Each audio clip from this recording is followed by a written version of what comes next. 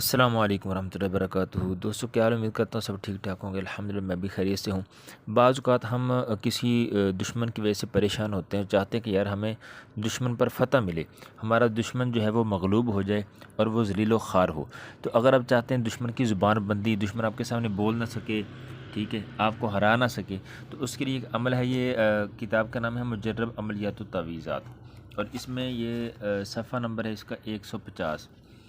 इस पे अमल तो और भी बहुत से हैं, लेकिन जो मुझे बिल्कुल आसान लगा और बेहतर लगा वो मैं आपको बताने लगा हूँ। करना आपने क्या है, कहते हैं कि ये ज़ुबान बंदी हासिदीन, जो हसद करता है, कोई दुश्मनी करता है इस तरह से, तो कहते हैं ये नक्श ज़ुबान बंदी के लिए नहायत कार आमद और मुजर्रब है, यानी आजमूदा है और कार आमद भी है। नक्श ममदूह को, यानी इस नक्श को स्याह कागज़ पर लिखकर भारी पत्थर के नीचे रखें, यानी स्याह कागज़ पे लिखना है, पेंसिल जो मर्ज़ी आपकी हो, ठीक है, स्याह कागज़ पे लिखना है और भारी पत्थर के नीचे रख देना है। वो घर में रखें, बाहर रखें, जहाँ भी रखें, लेकिन रखें इस तरह से कि वो कोई दोबारा हिला ना सके, ठीक है, वज़नी चीज़ के नीचे रख दें उसको, ठीक है, भारी पत्थर के नीचे। बेशक हासिदों की ज़ुबान बंद हो जाएगी, आपके जो दुश्मन है इंशाल्लाह वो आप पर कुछ भी नहीं कर सकेंगे।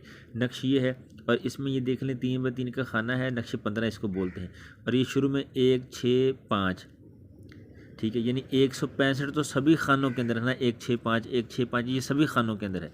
और तरतीब इसकी आप इसी तरह लिख लें जिसमें यानी इसमें जो चाल दे रखी है इन्होंने उसी चाल से लिखें। देखें 1, 2, 3, 4, 5, 6, 7, 8, 9, ये ऐसे आपने चाल लिख लेनी है। ये नक्श 15 का तवीज़ है, ठीक है। चाल तो वैसे दूसरी भी है, जैसे एक ये चाल है नक्श 15 की, लेकिन आपने यही चाल लिखनी है जो इधर लिखी हुई है।